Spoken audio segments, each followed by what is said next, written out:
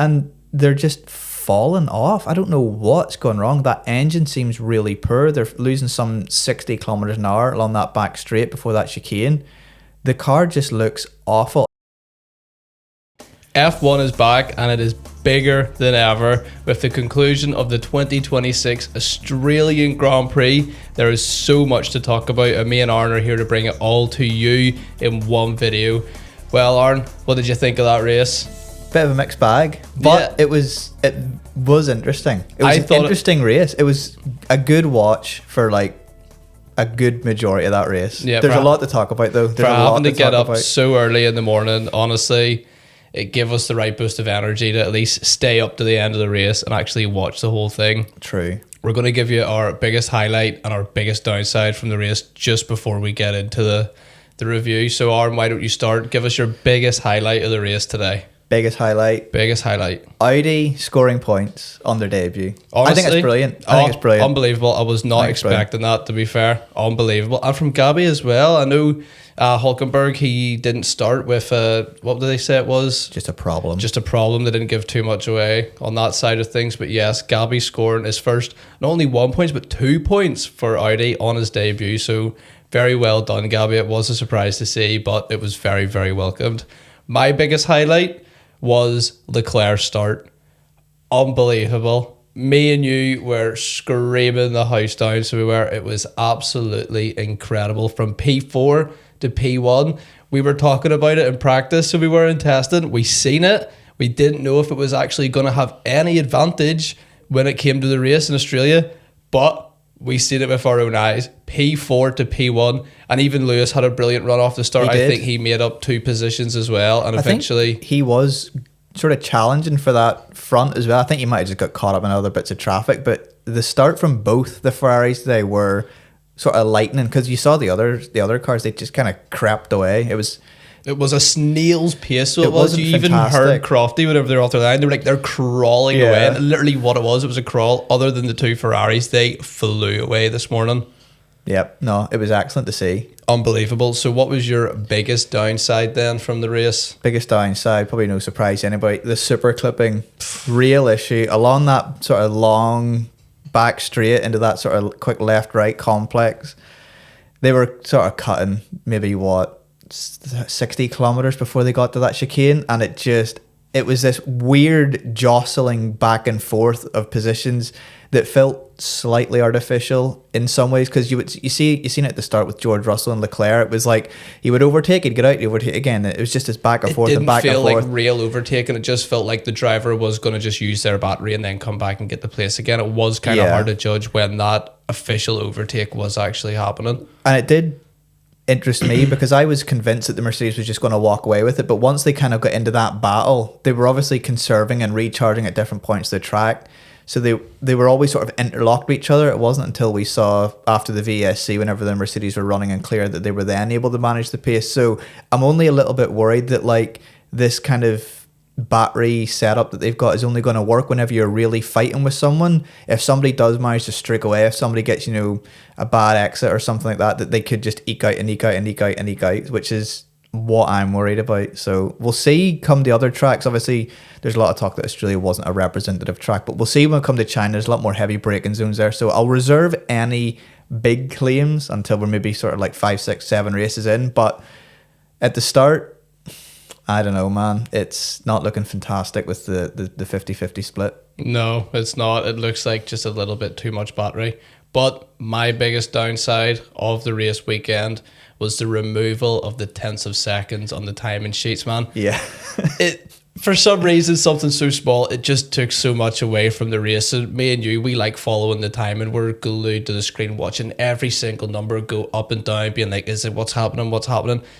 Whenever you take away those thousands of a second, it's just too hard to tell what's going on. You're just seeing the one number go up and down. And I don't know if it was maybe just the way the cars, you were saying with the battery and stuff, they could only get like 2 temps within each other, and then they were just falling off. So it was kind of hard to judge. But again, I wanted to see the thousands. I didn't like the removal of that. Yeah. And again, it just feels like it's catering towards that more general audience and just taking things away from those technical fans that want to see those things. You don't really have to take away. Yeah, it wasn't even a thing that I was expecting. I don't know why they needed to take away, because it was such a small thing. It's a strange thing to take away. I don't know why they need to have it to one decimal place. Now, as you say, I do like watching the 3 decimal places, the hundreds and the thousands and the tenths. It makes the battles feel more intense, because you'll see a half a tenth here and half a tenth there, and then you can really see it granularly how close the cars are getting. It might artificially make the racing a bit more exciting than it actually isn't, but I just prefer it. I think it makes the racing feel more intense. It's something nice to follow. Because you're sitting waiting for, always sitting at 2, 0.2, 0.2, always at 0.3. Yeah. But you can't see it happening in real time. You're just watching the number go up and down. So it felt like a strange omission. It was, yeah. But that was our highlights and downsides from the race. Let's just get straight into the start of the race. We've got so much to talk about from the start of the race. And personally, I want to talk about Colapinto's near miss with Perez. That was so close, man. We were talking about this in testing and practice. Mm-hmm. We might see some dodgy starts out there. We might see some big crashes, and there was nearly a big crash. There. That was so close. I don't even know how Colapinto did that, honestly. See, watching that front angle view of it, it was like, how did he even get the car turned that much to not even hit him? Unbelievable. Just instinct, isn't it? Just absolutely insane. Up and down the grid, that start was crazy. It'll be interesting to see if anything comes of this in terms of the start procedure again. I think probably not, but obviously definitely an incredibly risky and bit dodgy situation from the start. But then again, the lights went out really, really, really quickly. Very, very soon. As soon as the 5th red light came on, it was like gone. Yeah. So unless the guy in front of him, I don't even know who it was, he ran into the back of, I can't remember, just didn't get away as quick and he got a better launch. But even still... scary and impressive driving from Colapinto, to be unbelievable. But some good things that came out of the start of the race. Lindblad, first start of his F1 career, up into 4th place. Unbelievable. He was doing some serious driving in that RB. Absolutely incredible. Some other good starts. I believe Alonso went from 17th to 10th in the first lap. Max, you said, had a really, really good start as well. So just all up and down the field. Some really, really good starts from drivers. It was really, really nice to see. Those first 15 laps were great. To be fair, that kind of, as I said, that jostling between Leclerc and Russell, even though it was a bit artificial. Bit dodgy. Yeah. It was still entertaining. And I don't want to get too bogged down and just rag on it for the sake of ragging on it, because, they're slowing down at the end of the straight. From an outsider's point of view, just watching the racing, as we are, just watching it, yes, it's entertaining, because you're seeing battle. We haven't seen anything like that in forever. So, well, yes, it is slightly manufactured. It was still entertaining to watch. So yeah, I enjoyed it for what it was worth. It got me screaming and shouting. Exactly. So I can't really fault it. It brought in sort of new energy to the races that we hadn't seen, and especially for those tracks that don't really provide much overtaking. Like you're saying, we're going to see so much overtaking. I've got a stat here, so I do. Last year in the Australian Grand Prix, there was 46 overtakes. This year we've seen 120. That is nearly triple the amount of overtakes. Now, like we were saying, they might not have been full overtakes. It could have been just cars jostling for position. But it just shows you how much more is going on in the track now with these new regulations. So if the teams can find a way to make that battery a little bit more powerful, or find a way to stop that super clipping and get it to regen a bit quicker, racing could be a lot more better. Yeah, I feel it could be that could be locked in for a while, this super clipping thing, depending on how much they're allowed to develop it. So yeah, I guess we'll just have to wait and see. Just have to wait and see. Exactly. And another bad thing coming from the start of the race, Oscar Piastri not even starting his home race, first race of the season. The home race curse never goes away. Never goes away. It plagues every driver on the grid, doesn't it? It's just one of those things. It's a strange one as well, because it wasn't wet. I don't even know how it happened. He just came out of that corner and the car just went on him. Yeah, it was a strange one. It was almost kind of, it wasn't reminiscent of what happened to Max in qualifying, because it's two completely different scenarios, but same in the sense that the car just went, seemingly just by itself. Yeah, this phantom incident that just seemed to have taken over the car and just caused it to spin. Like you were saying, I was going to say that. It was sort of reminiscent of Max, and I wasn't completely identical, but it was just,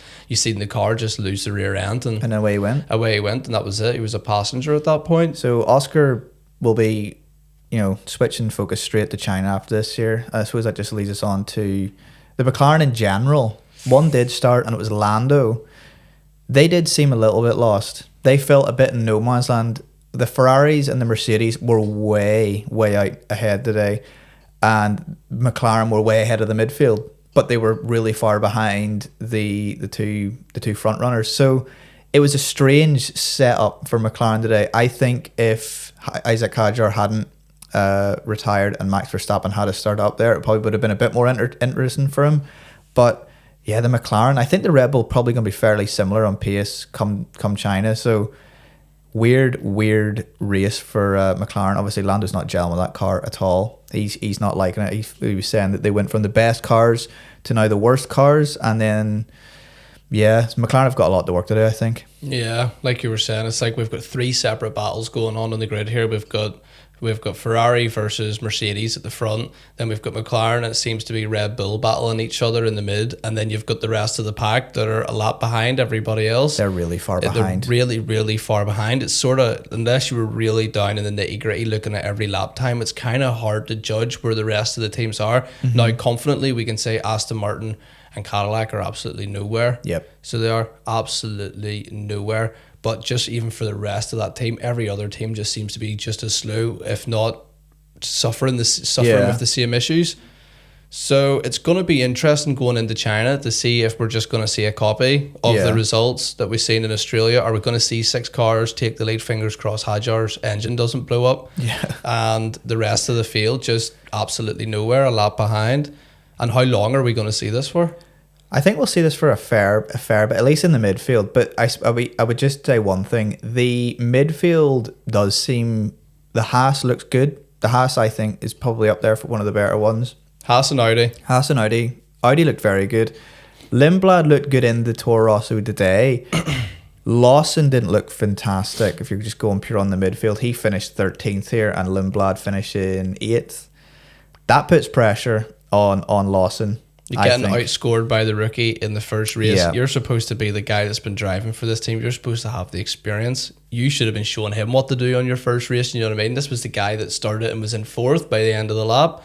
And like you said, 8th it was an eventful race. So much happened. 8th is a good result. So it is, with all those VSCs, all those strategy calls to make. So yeah, I think Lawson needs to learn from this, so he does. I think we were saying this before the season started, that this is going to be like a real test piece year for Lawson. Lawson has to be the man to step up and be that sort of first driver in that team now. If he doesn't, I think that could be his time with that team. Yeah, because he got a Bible for last year. Mm-hmm. It was a mix. He was in 2 different teams. He had so many different teammates, so much going on. Change of leadership in the teams as well. Do you know what I mean? You could give him a pass, but this year, like you're saying, this is the test. If he doesn't outperform Lindblad, it's not going to look good for him. No, it's not. And I don't want to jump to conclusions, but just off this weekend, it's not looking great. Lindblad does look very fast. And I was listening to the interviews after the race whenever he was talking to the couple of the pundits. He has got confidence. He knows how to talk in front of a camera. Now, I know it's got nothing to do with driving, but just his sheer confidence and energy and personality already.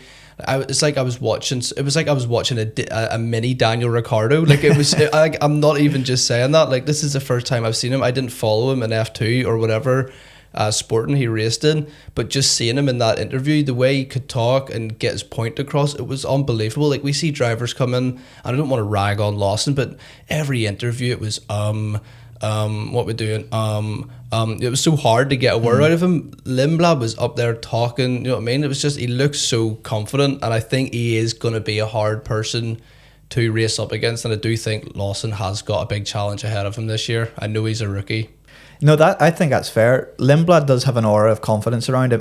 He knows how good he is. He's got confidence in his abilities, and as you saying, like, listen to him talk, he did come across as quite mature and quite, you know, well seasoned in front of the cameras and stuff. So I think it's gonna be hard to get into his head and try and sort of unnerve him a bit, because he does kind of seem seem resolute in what he knows he can do. So Lawson just needs to pick up the pace and like really sort of let him know, like, this is my team, I'm the number one. I think that's going to be hard to do. But let's get into the race. What happened in the race? And the first thing I think we should talk about is Ferrari not pitting under the VSC, man. I do want to talk about this Mercedes-Ferrari fight. This was interesting. I don't know how much it would have really mattered. They would have done better if they had just split the strategy. Don't know how much it would have actually affected them coming out. Maybe Mercedes still would have been faster because the Mercedes did look incredibly quick. That tyre deg was not affecting them. They just, it didn't seem to exist on that car. So I would almost say that Ferrari not pitting was the more aggressive approach in the hopes that Mercedes were going to pit again. A heavy deg. They didn't. So interesting from Ferrari. I'm happy with what they done. Obviously, everyone's going to rag on them. I don't know if it really would have mattered today. I think the Mercedes was just a faster car. I think it was probably just, it was going to happen. I feel like it was going to happen. You just see whenever they got the Mercedes out into that open air, that free air, they were quick. They were managing the pace. They could do whatever they want. That gap was stagnating for the last sort of 25 laps. Nothing was happening. I just think they were like, okay, we'll try and force them into a 2-stop, but the Mercedes deg just was good enough. So probably benefited from splitting the strategy, but I don't think it really would have mattered. Yeah, like I'm not saying that there was going to be a win on the table if they did pit, but I think they should have at least pitted one of the cars, because I think a double podium could have been on the table 100%. Kimi was just a little bit further behind from George. I feel like if the Ferraris were a little bit closer, like we were saying, once that Ferrari's closer to the car, it seems to be able to follow and overtake a little bit better. If they were just a little bit closer to Kimi, I feel like the overtake could have been on in the last couple of laps. So it is sort of a thing. They should have pit one of the car, but again, it was a precautionary measure. I suppose they thought the deg was going to, like you said, it was going to fall off of the Mercedes, but it just didn't happen. But it's a learning. Mm-hmm. So it's a learning for the next race. So at least they know if it happens again, then the Mercedes deg is going to be really, really good. Yeah, no, the Mercedes looked solid. The Mercedes looked solid all weekend, in all fairness, and they have just cemented that pre-season favourites thing. So Ferrari do have a lot of work to do to get up onto that car, but not as much work as the other teams.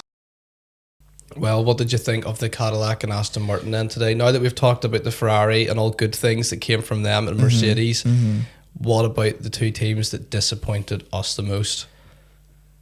Now, Cadillac, we expect it to be slow. We did expect them to be slow. No, we didn't expect their car to fall apart on the track. Literally. There were pieces of that car flying everywhere. The wing mirror nearly fell off. A piece of the side pod fell off, and one of the marshals nearly got ran over. It was not looking good for them. No, it wasn't looking good for them today, obviously. But Bottas retiring, they did finish the race. They did finish the race, and to be fair, that's at least something. That's more than can be said for Aston Martin, who had an absolutely disastrous race. Just, oh man, like they were nowhere. No, like obviously Alonso got that good start, but then as you were just watching the race as it goes on, he was just plummeting down the field, and then they eventually retired him, and then they fixed the car and sent him out again on softs, and then brought him back in again. So like they effectively just used it as a test session. Yeah, they just needed data, and they did the exact same thing with Stroll. His car was driving halfway through the race, and then they just decided to pull him in. That was it. And then 10 laps later, he just appeared back on track. 5 laps down, it's like, what is going on here? Like you were saying, they just must have been gathering data at some point because they were just doing nothing. It was so depressing to see for a team that was talking so much about this being the mark they're going to make on the sport coming in, and it was just embarrassing. It was embarrassing. I don't think there's any other word for it. A team with such massive backing, with such incredible engineers, with such a willingness seemingly to win, to deliver such a damp squib of a race that time was just it's hard to watch. It's really, really hard to watch because they're being outperformed by both Cadillac and Audi, two teams that haven't even competed in Formula One before. You know, Audi coming in with a whole new chassis, coming in with a whole new management structure, coming in with a whole new engine program. Cadillac, F1 didn't want them. They fought tooth and nail to get themselves in, and they worked their arses off to get to where they are. And they're still outperforming. Everything was stacked against Cadillac. Audi had to develop everything again from the ground up. Aston Martin have had it, and they've had it for so long. They've been in the sport for quite a while now, and they're just fallen off. I don't know what's going wrong. That engine seems really poor. They're losing some 60 kilometers an hour along that back straight before that chicane. the car just looks awful. And then there was discussions about the Aston Martin engine, or the Honda engine, should I say, causing vibrations to the point where the two drivers are going to like suffer nerve damage. Alonso was saying that you could only do 25 laps, and Lance Stroll said he could only do 15 laps. So like the car is just so flawed, and I think Honda are probably working around the clock trying to figure out how to dampen these vibrations in the engine, because if you keep that car like that, it's a car that's not going to be worth driving. Like at that point, why even show up? Like it was just bad to watch. They seem nowhere, absolutely nowhere, and it feels like they're scrambling to like, you know, for quick fixes to try and get as much data. So, oh yeah, we've retired. I'll but quickly bolt on a set of softs and fix the car up and get them out for 15 laps. We need stuff. It just shows you how little they were able to do during pre-season testing. They've obviously got nothing to work with. It's so bad. Like, and a team that we haven't really mentioned is Haas. You know what I mean? Such less backing. They're using another manufacturer's engine. They're so much stronger. There's so much more there. So much more potential. So much more drive in that team, and it just shows. And it is sad to see.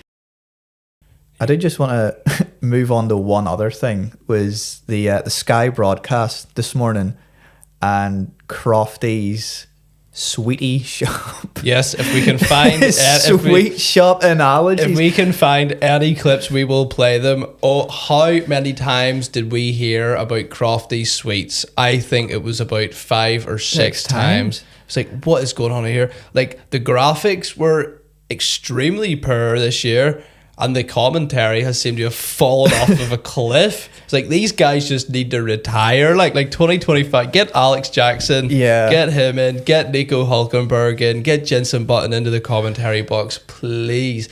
Crofty and Brundle, your time is I know. up. Crofty was... I think even Bernie Collins was getting fed up with him. Yeah. Because he was like, oh, Ferrari are pushing on their tyres now, and that's completely on the drivers and nothing to do with the strategy team at all. And she's like, oh, let's just wait, Crofty, until we see what they're like before we start making comments like that. I just think the whole Sky team are fed up. No, it was particularly poor today, so it was. I don't know, well, you can't say anything about them. They were in Australia. Can't say they were tired. I don't know if it was maybe just us, and we were tired and irritable. But God, the commentary was absolutely terrible today. I wasn't a big fan. No. And another funny thing, at least with the way they done the broadcast today, was I think they were on board with George Russell, and you know, it was the halo graphics that they've all got. Yep. And he was on that back straight heading towards the chicane. And as soon as it started the super clip, the graphics got removed. Disappeared. Nothing to see here. No, we don't want to show that. No. Well, what do you mean the car's getting slower? No, look, he's getting ready to brake. No, no. But yeah, we just had to mention that. We both did notice it, and it was like, it was too noticeable not to mention, I think. And I'm sure a couple of yous out there definitely noticed it as well. Yeah. But what did you think of Crofty's sweetie shop? Or are we just being mean? Yeah. Are we just being mean? Are we just being stupid? Is this the normal commentary and we just miss it all the time or something? I don't know. But that is F1, and it is back for 2026, and it is here to stay. And George Russell is your new world champion. I'm sorry to say it. You heard it here first. George Russell is winning the championship this year. Would you put money on it? Honestly, I probably would, but the odds probably aren't very good after Australia. Probably not. I probably should have put the bet on 2 weeks ago. And I should have put money on it by last year, to be honest. But yeah, there we have it, folks. That is our race review for Australia. What did you think of the race? Are you happy F1's back? Are you happy with this new engine regulation? What do you think of the racing? A lot more overtakes, but a lot of sacrifices also came with that. So if you want to see our race review for China next week, please give us a subscribe, and if you like this video, please give us a like and let us know what you thought of the race in the comments down below, and we will see you next week for China. Bye bye. See ya.